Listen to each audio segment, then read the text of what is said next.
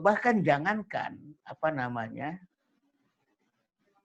jangankan musibah semacam ini,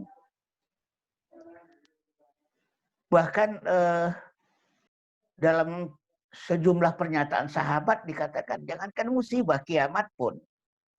Seandainya aku besok tahu akan kiamat, sungguh benih yang ada di tanganku ini tetap akan aku tanam juga. Karena memang kita diajarkan juga oleh sejumlah sahabat, ya mali dunia ka anaka ta'ishu abada. Beramalah kalian untuk dunia kalian, bagaikan kalian itu akan hidup selama-lamanya. Jadi bicara tentang apa yang harus kita lakukan sesudah pandemi ini adalah sesuatu yang sangat positif. Ada dua hal yang ingin saya bahas barangkali. Nanti tolong diingatkan oleh moderator kapan saya harus berhenti. Pertama, apa yang kita lakukan saat pandemi ini agar pandemi ini segera berakhir. Baru kemudian yang kedua, kita bicara tentang apa yang akan kita lakukan setelah pandemi ini. Pertama, mari kita bahas tentang apa yang harus kita lakukan ketika pandemi ini masih terjadi. Saya ingin mengajak kita untuk kembali membangun tauhid kebencanaan. Bahwa masih adakah, masih bersemayamkah, masih tersimpankah sikap tauhid ini di dalam diri kita ketika bencana ini terjadi. Karena tidak ada pertolongan kecuali pertolongan yang datang dari Allah. Ini yang perlu kita sadari. Maka pertama, sikap tauhid yang harus kita bangun menghadapi musibah ini adalah sikap inna lillahi wa inna ilaihi raji'un. Yaitu orang-orang yang sabar itu cirinya ketika mereka ditimpa oleh musibah, mereka berkata, semua dari Allah. Dan semua akan kembali kepada Allah. Jadi, corona ini dari Allah. Dan dia akan kembali kepada Allah. Tinggal permasalahan yang kita bangun saat ini adalah, apakah kita telah memiliki sikap innalillahi wa inna ilaihi raji'un. Sesuatu yang datang dari Allah, hanya Allah yang bisa memanggilnya kembali. Hanya Allah yang bisa mencabutnya kembali. Hanya Allah yang bisa memulihkannya kembali. Saya teringat kisah di dalam surat Al-Fil. Ketika di tahun kelahiran Rasulullah, datanglah pasukan gajah yang dipimpin oleh Abraha. Lalu siapa yang mengatasinya? Allah, bukan manusia. Di antara yang terjadi adalah, di antara hal yang terjadi adalah Allah mengirimkan kepada mereka burung-burung yang membawa batu-batu neraka. Tarmihim bihajaratin min sijil. Mereka dilempari dengan batu-batu dari neraka itu. Tapi Allah ingatkan juga, faja'alahum ka'asfim ma'kul. Bukan burung itu, bukan batu-batuan itu yang membuat mereka itu menjadi bagaikan daun-daun yang dimakan ulat. Ya. Yang terjadi adalah Allah yang membuat mereka itu bagaikan daun-daun yang dimakan ulat. Jadi ingat, ini musibah dari Allah. Hanya Allah yang bisa membuat kita terkena wabah ini, terinfeksi olehnya, sakit dibuatnya, dan wafat dibuatnya. Dan kepada Allah lah semuanya dikembalikan. Maka cara terbaik bagi kita adalah meminta kepada Allah, ya Allah panggil kembali hambamu yang bernama virus corona itu. Pulangkanlah ya Allah. Kembalikan dia ke tempatnya ya Allah. Semakin kita perkuat doa-doa kita, terutama di bulan Ramadan ini, agar tidak sampai selesai Ramadan, Allah panggil hambanya yang bernama virus corona itu. Sehingga dia bisa segera lebih cepat untuk selesai, untuk pulang. Kemudian yang kedua, mari kita ingat kembali janji-janji kita dan sumpah-sumpah kita dalam Ummul Quran, dalam surat Al-Fatihah kita selalu kita baca. Iyyaka na'budu wa iyyaka nasta'in. Hanya kepada Engkau kami mengabdi dan hanya kepada Engkau kami memohon pertolongan. Masih ingatkah kita dengan ucapan itu? Masih sadarkah kita dengan ucapan itu semua?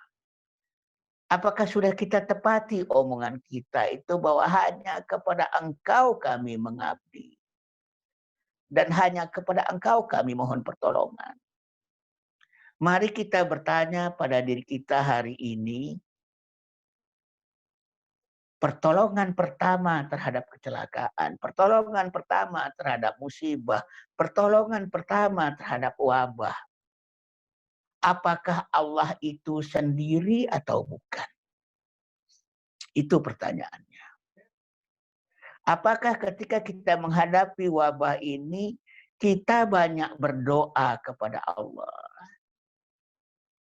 Atau kita lebih banyak sekadar mengutamakan ikhtiar-ikhtiar kemanusiaan, stay at home, work from home, kemudian pakai masker, kemudian kita jaga jarak, ya physical distancing. Lalu kemudian kita menganggap doa-doa itu hanyalah sekadar supplementary decision, supplementary solution, ya solusi-solusi yang sifatnya tambahan-tambahan aja lah. Ya. Atau kita menganggapnya ya doa perlu, tapi ini sesuatu yang sifatnya spekulatif. Yang tidak spekulatif itu adalah sesuatu yang dipandu oleh protokol WHO, misalnya begitu ya. Nah ini yang kemudian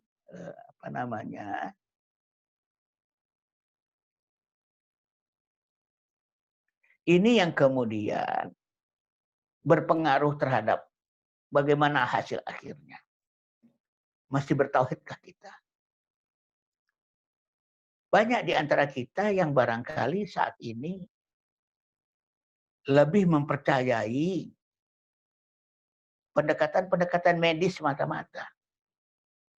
Pendekatan spiritual, pendekatan psikologis, pendekatan budaya, cenderung kita anggap nomor 2, nomor 3, nomor 4. Nah, kemudian yang ketiga, mari kita sadar, Allah tidak pernah membebani manusia melebihi kesanggupannya. La yukallifullahu nafsan illa wus'aha. Allah tak akan membebani satu jiwa kecuali sesuai dengan kesanggupannya. Maka pandemi ini pun harus kita persepsi dalam perspektif tidak mungkin, mustahil bahwa Allah akan membebani kita melebihi kesanggupannya. Artinya apa? Di sini harus terbangun satu sikap positif, terbangun satu sikap optimistik, ya, terbangun satu sikap optimistik bahwa kita sanggup kok mengatasinya. Bahkan secara umum antibodi kita sanggup kok untuk mengatasinya. Bahwa kalau kita mampu berikhtiar dengan baik, berdoa kepada Allah, memunajat, meminta kepadanya, insya Allah ini bukan sesuatu yang di luar kesanggupan manusia. Karena optimisme itu, baik sangka itu, akan berakibatkan kepada sikap mental kita. Semakin sikap mental kita positif, optimistik, terus bersyukur, gembira, itu juga akan meningkatkan daya tahan tubuh kita, imunitas kita, dopamin kita, serotonin kita akan terbangkitkan dengan baik. Dan itu akan mempercepat kesembuhan itu sendiri, kepulihan itu sendiri. Dan Kehidupan normal kembali sesudah pandemi ini akan cepat kita dapatkan. Jadi sadarilah itu. Bahkan mari kita percayai satu hal. Sebelum virus corona itu datang, Allah sudah install kapasitas-kapasitas untuk menghadapinya, untuk mengatasinya, untuk mengobati dan menyembuhkannya. Percayalah, sudah diinstal sebelum pandemi ini datang. Nah, tinggal masalahnya, apakah kita melakukan eksplorasi ke dalam atau tidak? Apakah kita kemudian mencoba menggali apa-apa yang sudah Allah install itu atau tidak? Atau kita menganggap Tuhan cuma melihat, Tuhan cuma menonton, Tuhan cuma menyaksikan, tak berbuat apa-apa. Tidak menyiapkan kapasitas-kapasitas yang layak untuk menghadapinya. Sehingga mari kita eksplorasi. Persoalannya adalah, mari kita sadar satu hal. Allah itu pencemburu. Tuhan kita itu pencemburu. Kalau kita lebih mempercayai solusi-solusi manusia, pendekatan-pendekatan nalar semata-mata, asumsi-asumsi yang dikeluarkan oleh WHO semata-mata, dengan kecemburuannya Allah bisa mencabut kembali. Semua yang telah dia install ke dalam diri manusia itu diangkat kembali ke Lauhul Mahfuz.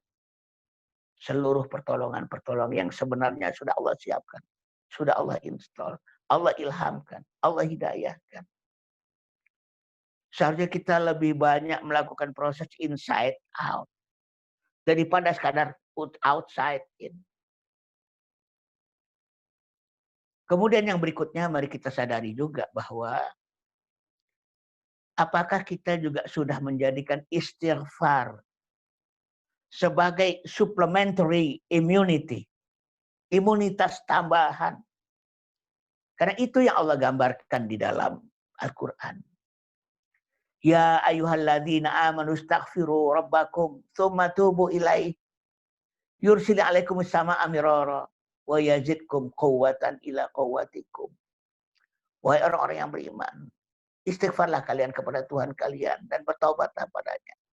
Niscaya dia akan menurunkan karunia hujan yang lebat dari langit dan menambah kekuatan di atas kekuatan kalian. Wa yazidkum quwwatan ila quwwatikum. Jadi ada kekuatan tambahan itu. Supplementary immunity itu. Yaitu istighfar. Mari kita baca. Seorang guru saya dulu pernah mengajarkan saya bahwa kalau lagi capek-capek, lagi lelah-lelah, stamina lagi menurun, istighfarlah dengan cara membaca doanya Nabi Yunus ketika dia ada di dalam ikan hiu. La ilaha illa anta subhanaka inni kuntu minal zalimin. Itu salah satu istighfar.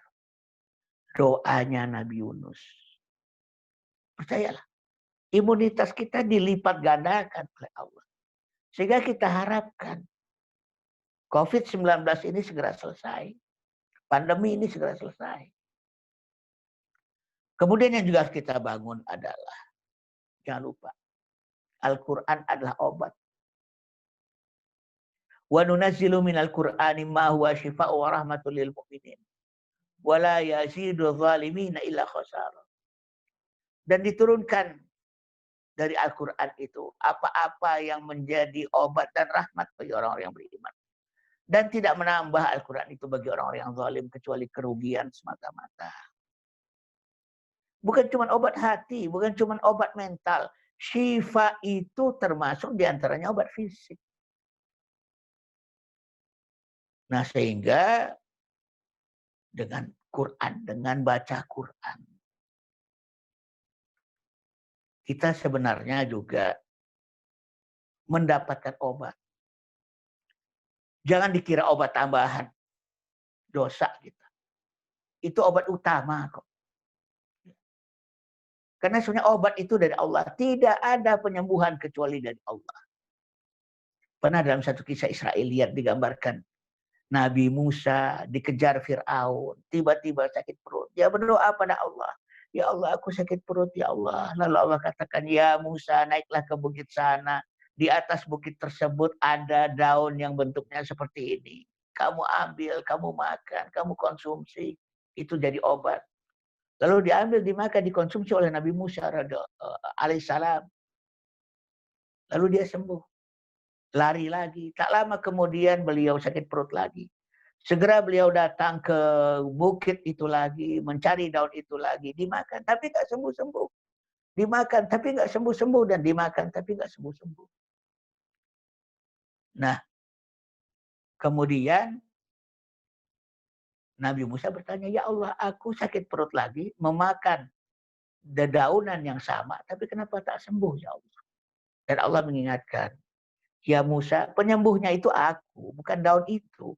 Tadi yang pertama kali engkau meminta kepadaku. Lalu aku kabulkan. Tapi yang kedua kali engkau tidak meminta padaku lagi. Langsung aja cari daun itu. Engkau lupa. Kalau yang mengobati itu bukan daun. Tapi aku. Nah ini. Kemudian mari kita ingat juga satu hal lagi. Bahwa fa inna ma'al usri yusra, inna ma'al usri yusra. Maka sesungguhnya bersama satu kesulitan itu ada beberapa kemudahan. Dan bersama satu kesulitan itu ada beberapa kemudahan. Ketika Allah memberikan kesulitan, Allah memberikan musibah, Allah memberikan bencana, wabah kepada kita. Jangan lupa, bukan sesudah itu, tapi bersama itu. Bersama kesulitan. Bersama penyakitnya, bersama wabahnya, bersama coronanya. Allah sediakan kemudahan demi kemudahan. Allah sediakan obatnya. Bahkan sangat-sangat mungkin obatnya itu datang bersama penyakitnya. Bahkan di ayat ini ketika Allah mengatakan usri, kesulitan, pakai alif lam, definite. Tapi ketika mengucapkan yusra, kemudahan, indefinite, nggak pakai alif lam. Kesulitan itu Allah batasi, tapi kemudahan itu Allah tidak batasi.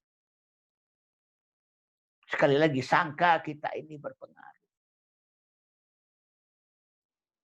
Jadi ada orang-orang yang terlalu banyak menakut-nakuti. Kalau kamu punya mata mikroskopik, kalau kamu keluar di luar sana, ada sekian banyak virus corona. Tapi kalau kita meyakini innamal usri yusra, kita akan mengatakan, kalau Anda punya mata mikroskopik, bersama virus corona itu dikepung oleh berbagai macam obatnya. Dikepung. Tiap satu kesulitan dikepung oleh sekian banyak kemudahan. Inna ma'al usri yusra. Dan kemudian, selama pandemi ini, mari kita memelihara 3 sifat orang-orang yang bersabar. Karena menghadapi musibah kita diminta sabar. Wa basyiris sabirin. Dan berikan kabar gembira kepada orang-orang yang sabar. Apa itu? 3 hal perilaku orang sabar. 1, fama wahanu lima asobatum fi sabilillah. Tidak lemah mental atas apa-apa yang mereka derita di jalan Allah. Tidak menjadi cemas, panik, putus asa, bingung. Tapi tetap optimis, baik sangka, penuh dengan rasa syukur. Sadar bahwa ini juga nggak sulit-sulit amat kok. Fama wahanu, tidak wahan. Wahan itu digambarkan oleh Rasulullah. Hubbud dunya wa karahiyatul maut. Cinta dunia, takut mati. Bagi saya, virus corona ini menyerang dengan 2 cara. Yang pertama, dia ciptakan kepanikan. Yang kedua, baru dia serang tubuh yang lemah oleh kepanikan itu lewat virusnya. Jadi sebenarnya Yang merobek daya tahan tubuh kita itu adalah kepanikan kita itu sendiri. Wahan. Kita ini terlalu cinta dunia, takut mati. Ketakutan akan kematian yang berlebihan ini yang menyebabkan kita kehilangan kreativitas dalam mengatasinya. Hanya menggunakan satu jalur saja. Jalur medis. Percayalah ada banyak jalur yang bisa kita gunakan. Kalau kita kreatif. Walladzina jahadu fina lanahdiyanahum subulana. Orang-orang yang kreatif, orang-orang yang totally dedicated bagiku, bagi kami, akan kami tunjukkan jalan-jalan kami. Harusnya ada banyak jalan. Harusnya tidak hanya satu jalan. Ada jalan spiritual, ada jalan kultural, ada jalan sosial, ada jalan ekonomi, ada banyak jalan untuk memberikan solusi ini. Pertama itu, fama wahanu lima asobatum fi sabilillah. Yang kedua, wama dhaufu, tidak lemah fisik. Makanan kita, gizi kita, nutrisi kita, vitamin. Mari kita perkuat diri kita. Pertolongan Allah itu selalu hadir. Persis di ujung ikhtiar manusia. Ketika manusia tidak melakukan ikhtiar-ikhtiar yang manusiawi, ikhtiar yang logis, ikhtiar yang ilmiah, maka pertolongan Allah pun nggak akan datang. Tapi kita juga tidak bisa memberhalakan ikhtiar ilmiah itu semata-mata. Wa madaufu. Dan yang terakhir adalah wa mastakanu. Tidak lemah aktivitas. Saya agak kecewa, maaf, dengan kampanye tentang rebahan.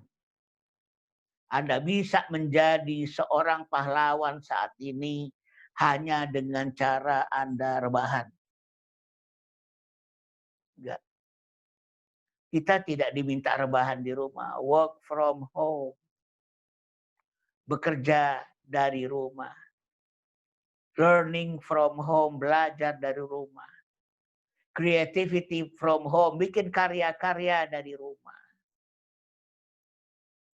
Saya sangat apresiatif dengan pernyataan dari Kang Syarif Hidayat sebagai desainer dari teknologi yang beliau bikin, ya, Fan E. Dalam kalimatnya beliau mengatakan, ini memang saatnya lockdown. Tapi daripada mati memeluk lutut, lebih baik mati dalam keadaan berdiri, mendesain, tetap berkarya, tetap berusaha, tetap tidak kehilangan aktivitas. Sekalipun dari dalam rumah. Wa mastakanu.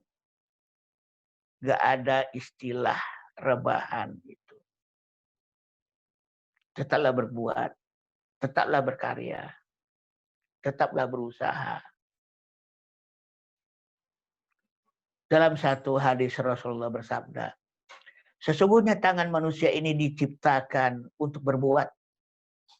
Jika dia tak digunakan untuk berbuat kebaikan-kebaikan, dia otomatis akan teraktivasi sendiri untuk berbuat di bidang keburukan.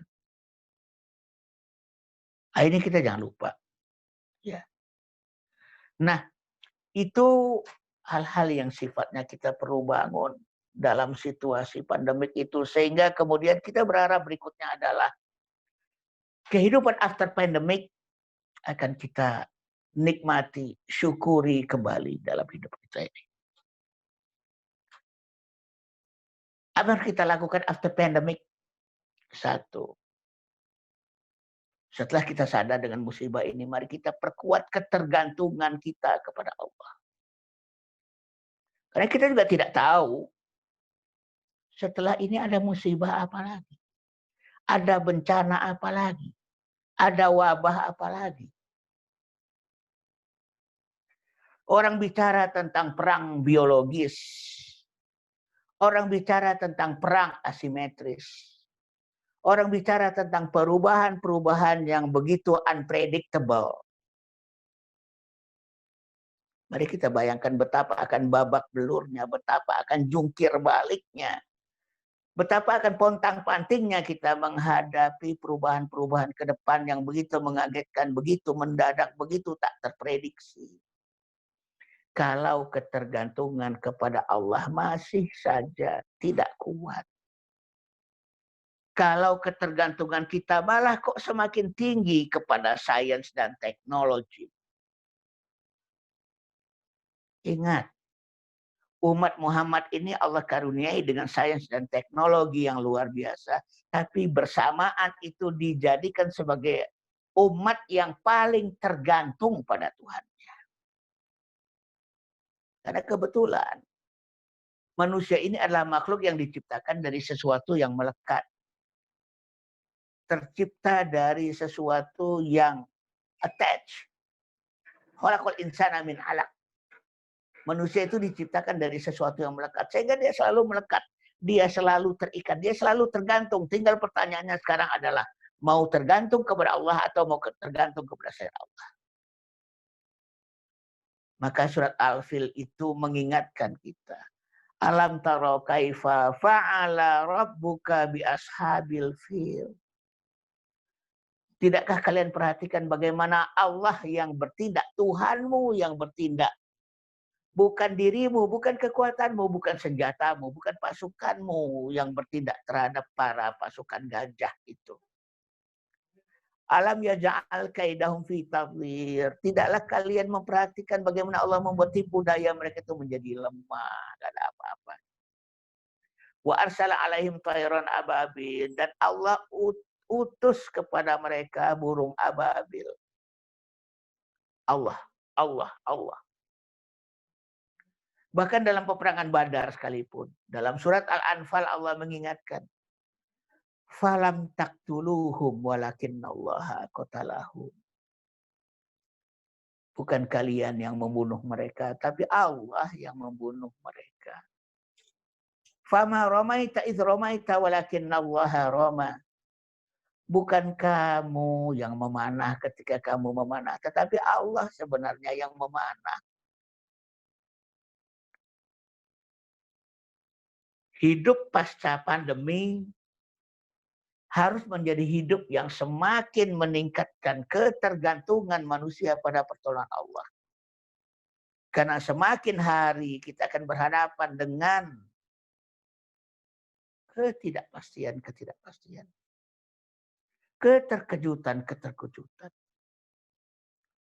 Bulan Desember, bulan Januari, atau bahkan mungkin Februari, kita tak mengira bahwa kita kemudian seperti manusia yang terisolasi.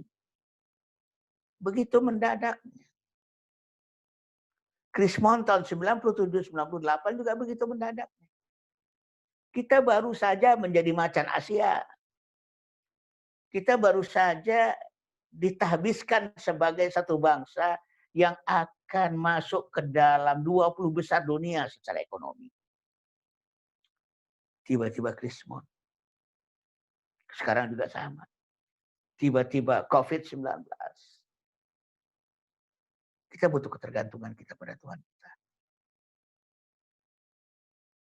Saudara-saudara sekalian, para soimin, para soimat. Yang kedua adalah optimis. Optimis. Bahwa badai pasti berlalu. Musibah segala berlalu. Dalam rangka kehati-hatian boleh saja orang mengatakan mungkin masih sampai akhir tahun. Mungkin wabah ini masih akan terus berkepanjangan. Mungkin baru selesai bulan anu.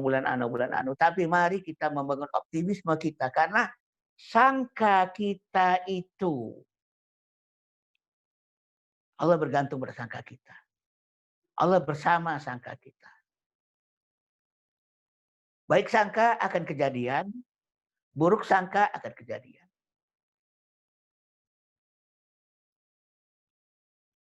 Seorang industrialis dari Amerika Serikat pernah mengatakan, Jika kalian yakin kalian sanggup, atau kalian yakin kalian nggak sanggup, kalian benar. Sangka kita terbukti kok. Baik sangka kita terbukti. Buruk sangka kita terbukti. Kemarin ada seseorang yang bilang pada saya, mungkin acara-acara kita bulan Juni, bulan Agustus, bulan Juli, kita online-kan dulu saja ya. Saya mengatakan, jangan. Belajar optimislah bahwa bulan Mei ini semuanya selesai. Sehingga kita bisa ketemu lagi offline bulan Juni, Juli, Agustus, dan seterusnya. Oh, bahwa ternyata nanti pada bulan Juni, Juli, Agustus sebelumnya dan ternyata masalah belum pulih, kita masih di rumah, kita tetap perlu berinteraksi secara online, ya sudah. Tapi optimisme harus selalu kita bangun. Kita mencoba untuk meyakini bahwa ini segera pulih. Di beberapa negara, saya kemarin menonton Abu Dhabi, mall sudah dibuka. Tapi tentunya dengan kapasitas 30% dulu dari pengunjung biasanya. Tetap pakai masker, tetap physical distancing. Saya lupa kalau nggak salah Nicaragua, kehidupan relatif sudah mulai normal kembali. Hari ini anak-anak di Wuhan sudah bersekolah. Anak-anak di Wuhan sudah bersekolah. Katanya pesepak bola dari Liga Italia sudah mulai latihan kecil-kecilan sekarang. 3 Mei barangkali mereka sudah memulai mungkin sekedar playoff. Ya. Belum pertandingan yang sebenarnya. Optimisme itu udah mulai kelihatan. Liga Korea Selatan kelihatannya akan segera bergulir juga. Dan seterusnya. Nah, sesudah pandemi ini juga optimisme tersebut tetap harus kita rawat dengan sebaik-baiknya. Karena sekali lagi, sangka kita kejadian. Kita tidak bisa hidup ini pasang kuda-kuda terus. Semata-mata berorientasi pada jaga-jaga terhadap kemungkinan terburuk. Kenapa kita juga nggak bicara tentang jaga-jaga terhadap kemungkinan terbaik?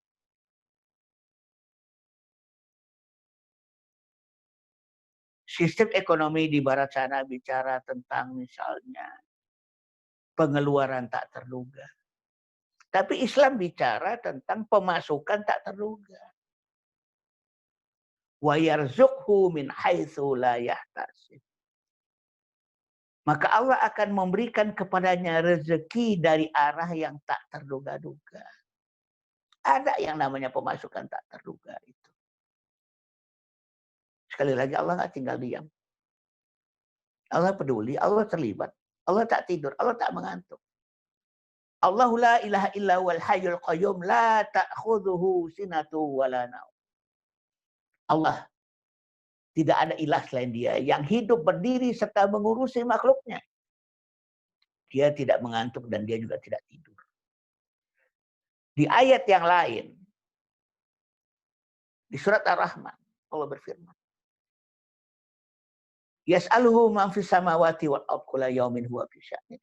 Meminta kepada Allah apa-apa yang ada di langit dan di bumi. Setiap saat dia dalam keadaan sibuk mengurus hambanya. Allah itu bukan Tuhan seperti yang digambarkan oleh Plato sebagai prima causa. Dia hanya menjadi pencipta, penyebab awal saja. Tapi setelah itu dia lepas tangan. Semuanya bergulir sesuai dengan hukum-hukumnya. Tanpa intervensi sama sekali dari Allah. Tidak. Bahwa mereka-mereka yang terpaksa keluar rumah karena memang mereka adalah buruh harian. Pasti Allah tolong dengan cara meningkatkan imunitas mereka. Percayalah. Yang ketiga, segera tancap gas. Begitu kita hidup selesai pandemi ini, segera tancap gas. Mari kita belajar dari peristiwa Sa'i. Peristiwa bolak-baliknya Siti Hajar, ibunda dari Nabi Ismail, dari Safa ke Marwah, mencari air. Yang diabadikan dalam peristiwa, dalam ibadah Sa'i. Apa yang terjadi pada Sa'i? Saat kita berada pada titik terendah, saat kita berada pada titik drop, saat kita berada pada titik paling bawah antara Safa dengan Marwah, kita justru diminta untuk mempercepat langkah. Kalau dalam lintasan Sa'i itu ditandai oleh lantai yang berwarna hijau, lalu di atasnya juga ada lampu yang berwarna hijau. Di sana kita disunahkan untuk mempercepat langkah, berlari kecil, lebih cepat daripada di tahap-tahap sebelum dan sesudahnya. Segera pushing up. Jangan tunda-tunda waktu lagi. Sebagaimana Ramadan ini. Kita Ramadan berpuasa di bulan Ramadan.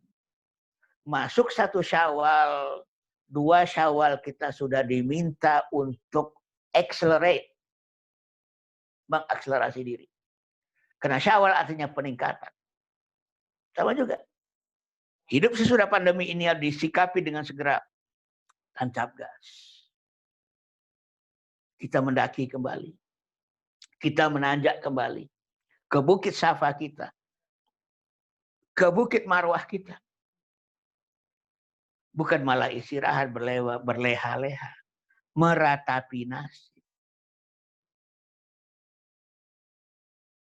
Sebenarnya bahkan saat pandemi ini terjadi, kita dalam beberapa juga harus tancap gas, terutama bagi mereka yang sehat. Untuk apa? Untuk memberi makan mereka-mereka yang terdampak, mereka yang sakit, mereka yang terinfeksi. Dalam sistem ajaran Islam, dalam menghadapi satu wabah, itu pertama ditetapkan dulu kriterianya kapan sesuatu disebut wabah, baik dari sisi persentase tertular maupun kecepatan tertular. Kalau sudah ditetapkan, lalu ditetapkanlah zona tertular, infected area, garis demarkasi. Berlakulah fikih sesudah itu bahwa yang ada di dalam area tidak boleh keluar dan yang ada di luar area tidak boleh masuk ke dalam.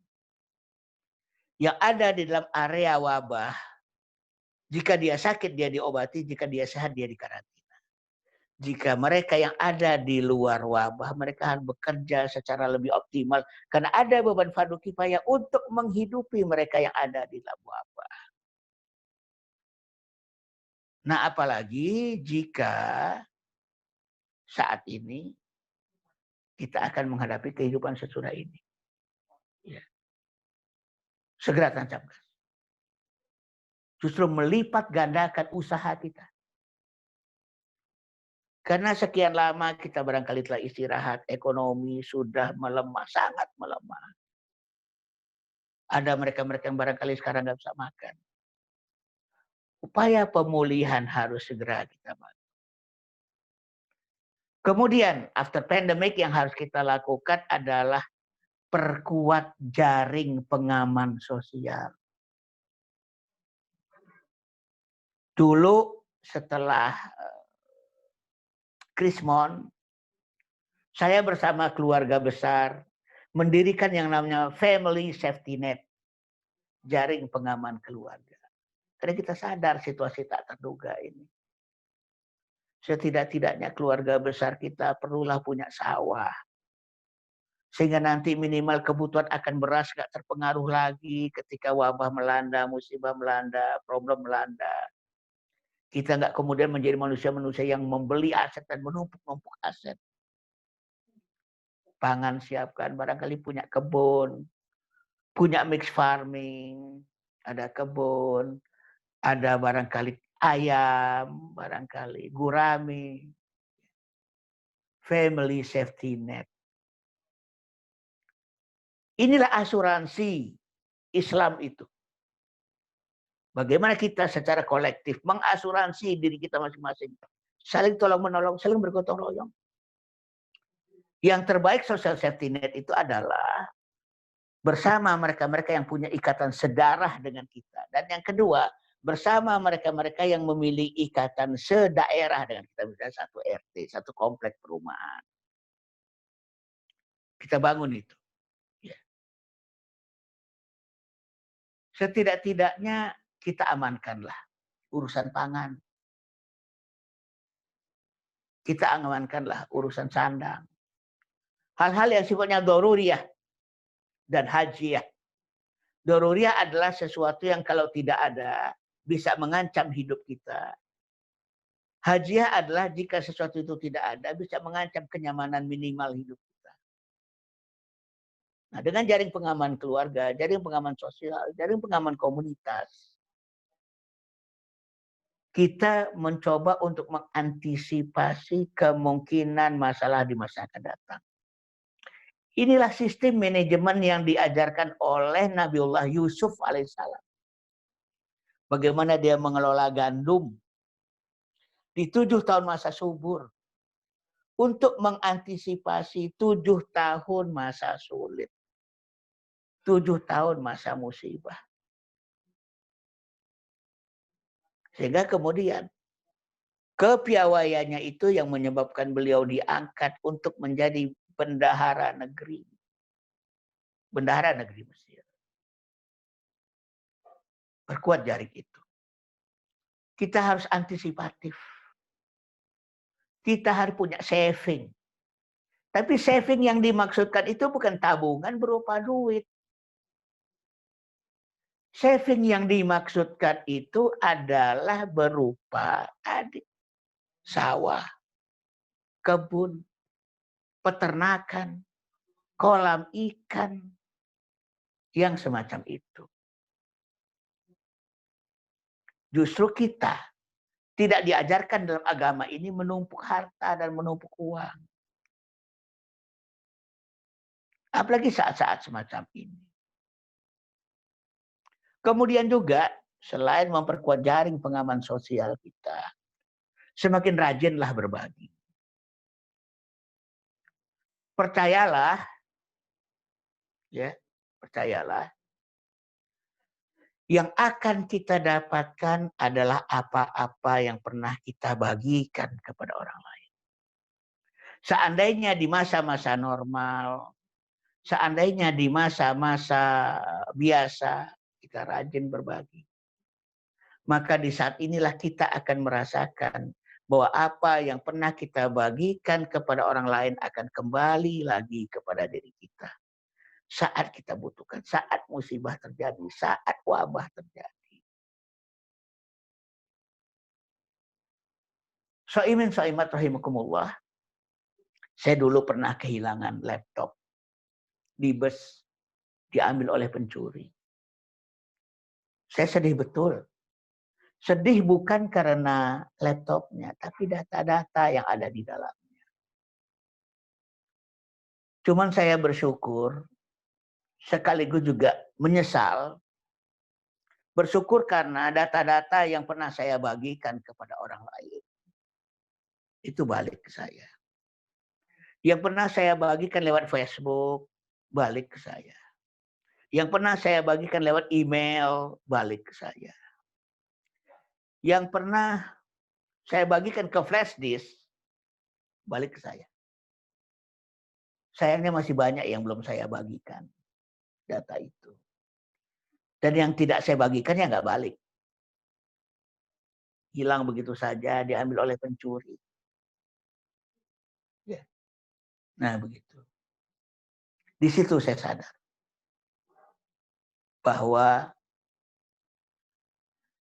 yang akan kembali kepada kita adalah apa yang pernah kita bagikan kepada orang lain.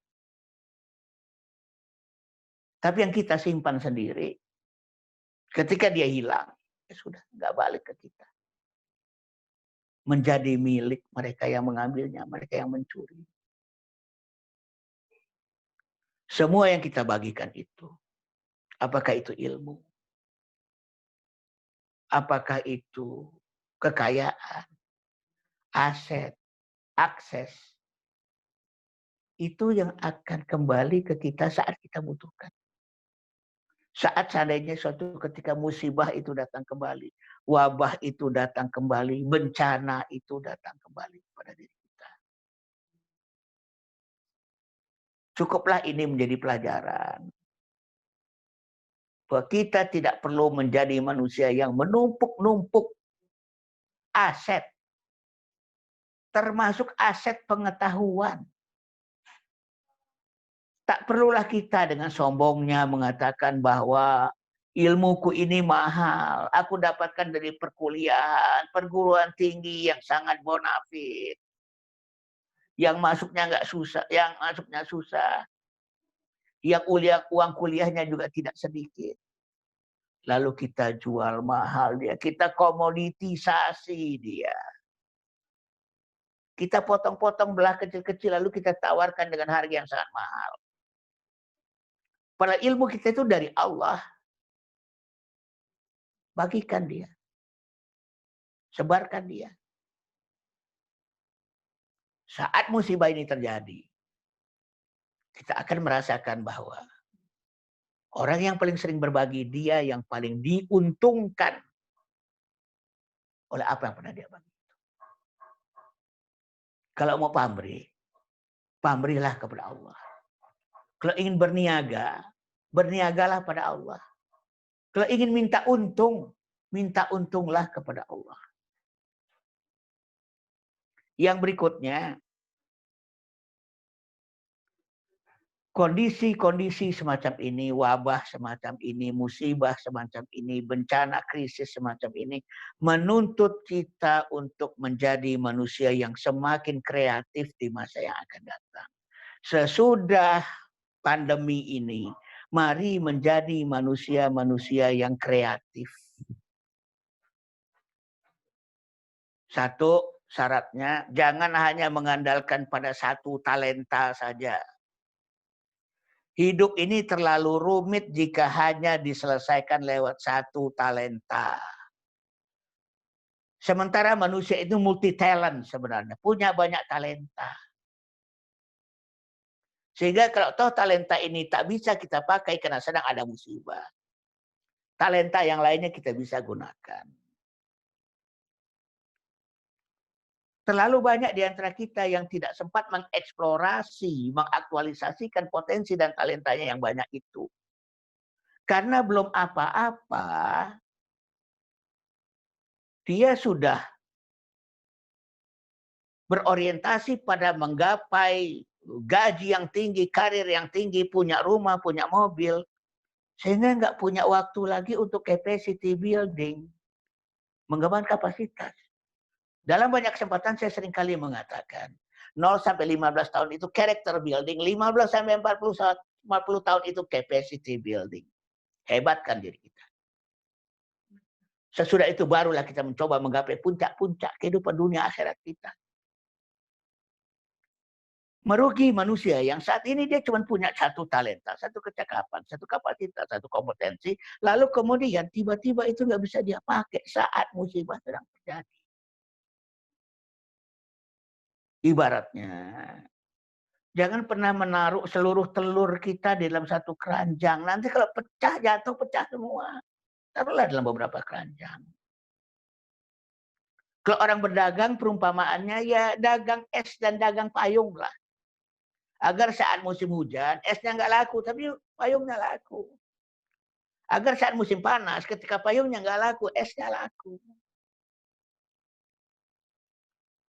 Makanya diingatkan, Allah itu memberikan banyak jalan, tapi syaratnya waladziina jahadu fina. Orang-orang yang bermujahadah, orang-orang yang berijtihad, orang-orang yang berkreativitas, Allah akan tunjukkan banyak jalan.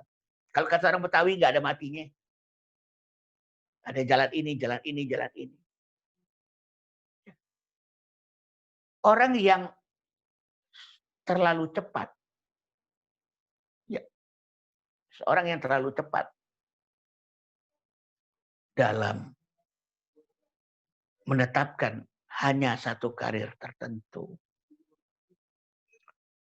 Atau orang yang terlalu cepat, kehilangan jalan,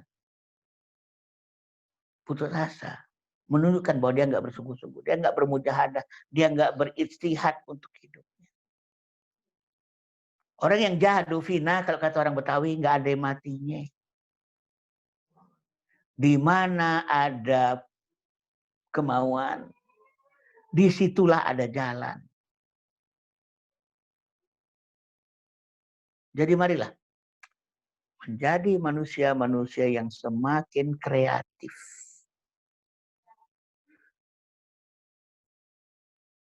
Talentanya dia kembangkan secara utuh. Manusia ini pada dasarnya semuanya multitalenta. Terlalu rumit hidup ini, hanya diselesaikan oleh satu talenta saja. Kembangkan diri kita seoptimal mungkin. Dan kemudian sesudah pandemik ini, marilah kita kemudian berpindah dari sekadar beramal menjadi berikhtiar. Apa itu bedanya? Beramal ya berbuat biasa. Tangan berbuat, kaki berbuat, telinga mendengar, mata melihat, mulut berbicara. Tapi yang namanya ikhtiar berasal dari kata khiyar, khair. Bukan sekedar beramal, bukan sekedar berbuat, tapi berbuat, memilih perbuatan yang paling optimal, yang paling efektif, dan yang paling baik. Bukan sekedar work hard, tapi juga mulai berpikir tentang work smart. Bekerja secara keras dan juga bekerja secara cerdas. Manusia yang beramal adalah manusia yang barangkali work hard. Tapi kalau sudah berikhtiar, dia sudah work hard dan work smart sekaligus. Karena sekadar mengandalkan kerja, dan kerja saja, tanpa mencoba untuk mengeksplorasi bagaimana pekerjaan itu menjadi lebih optimal, menjadi lebih efektif, menjadi lebih efisien, menjadi lebih berdaya guna dan berhasil guna. Akibatnya sekian banyak energi yang terhabiskan. Tapi kemudian kita ternyata tak mampu dengan energi itu menghasilkan sesuatu untuk memenuhi tanggung jawab. Maka sekali lagi, beramal dan kemudian mentransformasikan amal itu kepada yang namanya ikhtiar. Khiyar dan khair.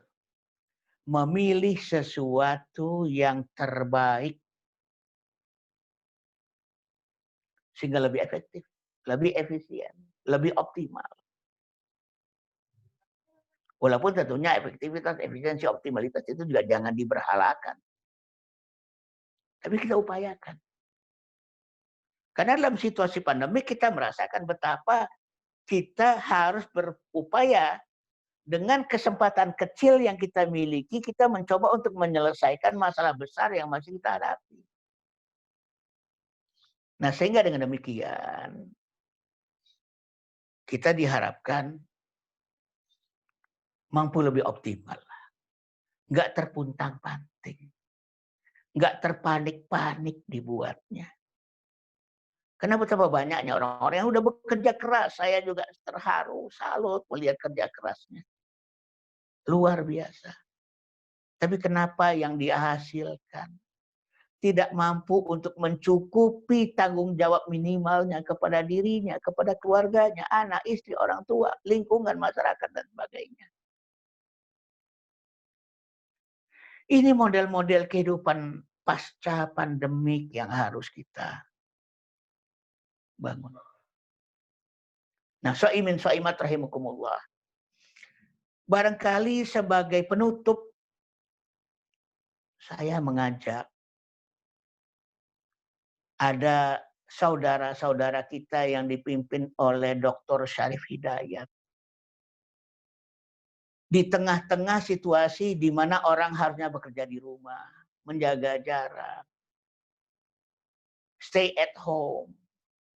Tapi mereka memilih untuk berjihad dengan resiko nyawanya sendiri, kesehatannya sendiri, menghasilkan ventilator yang sangat dibutuhkan dalam situasi COVID-19 ini. Terutama bagi tenaga kesehatan kita, bagi rumah sakit kita. Ya. Mereka memilih untuk siap jadi syahid. Sebagaimana dokter-dokter kita, tenaga medis kita juga memilih untuk siap jadi syahid. Tapi berjihad itu pakai dua cara kok. Bi amwalikum wa anfusikum. Telah ada mereka-mereka yang berjihad dengan jiwanya, dengan kreativitasnya, dengan intelektualitasnya, dengan ilmu pengetahuan dan teknologi yang mereka miliki. Nyawa taruhannya. Bagaimanapun mereka terpaksa, tidak ada lagi distance di antara mereka. Mereka berdekat-dekatan. Gak mungkin mereka terus-menerus menutup mulutnya dengan masker karena mungkin akan pengap. Mereka akan buka sekali-sekali dan itu beresiko. Sehingga lahirlah karya anak bangsa, VNI. Sebuah kreativitas semacam ini, nilainya di sisi Allah luar biasa. Bahkan seandainya kreativitas ini salah, tetap akan mendapatkan satu pahala. Apalagi kalau kreativitasnya benar. Apalagi kalau ilmu ini dimanfaatkan, teknologi ini dimanfaatkan. Al-ilmu yuntafa'u bih. Ilmu yang dimanfaatkan. Bukan ilmu yang bermanfaat ya. Yuntafa' dimanfaatkan. Itu kan pahalanya mengalir terus-menerus. Kepada yang mendesainnya, membuatnya, memprosesnya sehingga layak pakai. Nah, kita juga memiliki kontribusi dan memiliki peluang berkontribusi untuk hal-hal yang semacam ini. Dengan cara berinfak. Sodaqotun jariyah. Apa itu sodaqotun jariyah? Sodakoh yang memiliki multiplying effect. Jariyah itu artinya multiply. Terus bergulir. Manfaatnya bisa dimanfaatkan terus menerus. Sodakoh ini ada dua macam. Ada yang tidak jariyah. Yang sekali kita sodakohkan, dipergunakan sekali, habis sekali, selesai sudah itu. Tapi ada yang namanya sodakoh jariyah. Yang sekali kita sodakohkan, manfaatnya multiply. Selama masih dipergunakan orang, dikembangkan, menjadi inspirasi bagi orang-orang lain untuk terus berkreativitas di bidang itu. Maka pahalanya akan mengalir kepada pemilik ilmunya, yang memiliki ilmunya. Al-ilmu yuntafa'u bih. Dan ke mereka yang bersodakoh terhadapnya. Mereka yang bersodakoh terhadap. Nah, sore hari ini ada kesempatan bagi kita. Bersodakoh secara jariyah. Secara multiply. Sesuatu yang manfaatnya bukan hanya buat hari ini. Buat masa depan. Mungkin sebentar lagi COVID-19 selesai. Tapi ventilator itu sendiri akan tetap bermanfaat. Akan tetap berguna. Dan akan tetap menjadi inspirasi bagi para ilmuwan dan teknolog berikutnya. Sebagaimana saya dengar cerita dari Kang Syarif Hidayat, VNI ini terinspirasi dari pompa kasur. Terinspirasi dari rice cooker barangkali. Sesuatu yang sederhana. Tapi bagi orang-orang yang beristihad, apa sih yang tidak bisa menjadi inspirasi? VNI ini, kalau toh suatu ketika tak lagi dimanfaatkan untuk kasus COVID-19, dia akan termanfaatkan sebagai sumber inspirasi bagi teknologi-teknologi berikutnya. Akan ada lagi teknologi baru, teknologi baru, teknologi baru. Sepeda motor terinspirasi dari sepeda terinspirasi dari kuda, dan seterusnya, dan seterusnya. Nah, sehingga sekali lagi, ini adalah shadaqatun jariyah. Sedekah yang memiliki multiplier effect. Mari kita bantu, mari kita berbagi. Sebagaimana yang saya katakan tadi, faktanya adalah yang akan kembali kepada kita pada saat-saat sulit adalah apa-apa yang pernah kita bagikan kepada orang lain. Ketika mereka sudah berjihad dengan jiwa, saatnya kita ini berjihad dengan harta. Ketika tubuh kita sudah di kalang tanah, sudah menjadi mayat, sudah dikafankan, sudah dikuburkan. Sedekah jariyah inilah yang akan terus mengalir kepada diri kita. Karena pahala kita sendiri tak cukup untuk membeli surganya Allah yang mahal itu. Pahala kita itu hanya cukup untuk membayar karunia Allah yang sudah kita nikmati dalam hidup ini. Untuk membeli surganya Allah, kita butuhkan 3 hal. Idza matabna adam in qata'at a'maluhu illa min salat. Shadaqatun jariyah wal ilmu yuntafa'u bihi wa waladun salihun yad'uhu lah. Jika mati anak Adam, putuslah amalnya kecuali 3. 1, sedekah yang memiliki multiplying effect. Yang kedua, ilmu yang dimanfaatkan. Yang ketiga, anak soleh yang mendoakan. Kita doakan juga anak-anak soleh kita menjadi manusia-manusia yang mujahid dan mujtahid, yang berjihad, melanjutkan karya ini, melanjutkan teknologi ini, agar daya gunanya tak berakhir, terus mengalir dari generasi ke generasi. Sehingga kita yang hidup dan membantu, menyumbang saat ini, menjadi manusia yang juga langgeng mendapatkan limpahan pahala dari Allah dari generasi ke generasi. Sampai Allah bangkitkan kembali nanti di yaumil qiyamah. Di hari berbangkit. Di yaumil mahsyar. Di hari di mana manusia itu dikumpulkan. Di hari pengadilan. Di mana manusia itu mendapatkan apa yang dia upayakan dalam hidup ini. Baiklah Bapak Ibu, Ma'asyiral muslimin, shaimin dan shaimat sekalian. Barangkali ini yang dapat saya sampaikan pada kali ini, ya. Semoga bermanfaat untuk kita semua. Saya mohon maaf kalau ada kesalahan. Semoga Allah sampaikan umur kita untuk menyelesaikan Ramadan ini. Mudah-mudahan Ramadan ini menjadi Ramadan yang paling khusyuk buat diri kita. Karena kesempatan kita bahkan untuk itikaf bukan hanya 10 hari terakhir, bahkan dari sekarang pun kita sudah bisa seperti beriktikaf itu. Ya. Sekian saja. Alhamdulillah fala takuna minal mumtarin. Billahi taufiq wal hidayah. Wassalamualaikum warahmatullahi wabarakatuh. Waalaikumsalam warahmatullahi wabarakatuh. Terima kasih banyak kepada Bang Adriano Rusfi atau Bang Aad atas materinya yang sangat super.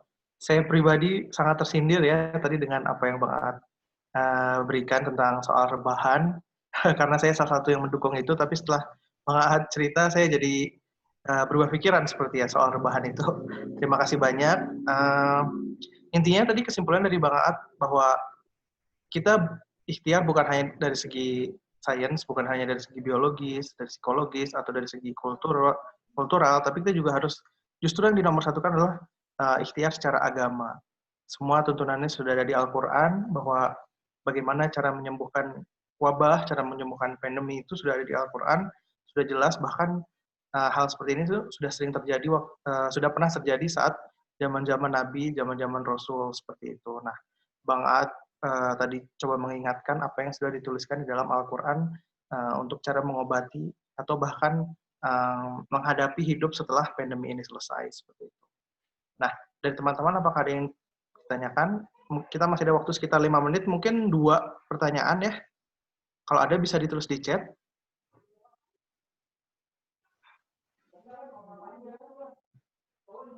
Baik. Baik, kalau tidak ada mungkin nanti kalau masih ada pertanyaan bisa di chat ke salah satu panitia aja. Untuk hari ini saya ucapkan terima kasih banyak kepada Bang Aat dan kepada teman-teman yang sudah menyempatkan waktunya untuk berada di kelas hari ini. Saya ingin mengingatkan lagi soal donasi yang tadi sudah disinggung juga oleh Bang Aat, bahwa Ahlan Ramadan ini bekerjasama dengan Rumah Amal Salman, dan insya Allah uang donasinya akan disumbangkan 100% ke pembuatan PNTI yang dibuat oleh Pak Syarif Hidayat. Nah, bisa ditransfer uangnya ke rekening yang sudah tertera di sini, atau mungkin bisa menggunakan barcode, ini juga sudah ada barcode-nya, nanti akan disebar juga di grup peserta tentang donasi ini, seperti itu. Baik, terima kasih banyak. Saya ucapkan terima kasih sekali lagi kepada Bang Aat atas waktunya dan atas pemateriannya yang insya Allah bermanfaat buat kita semua. Baik, dari saya segitu saja. Kurang lebihnya mohon maaf. Kami dari panitia juga pamit undur diri. Assalamualaikum warahmatullahi wabarakatuh. Waalaikumsalam warahmatullahi wabarakatuh. Terima kasih banyak, Bang Aat. Ya, sama-sama.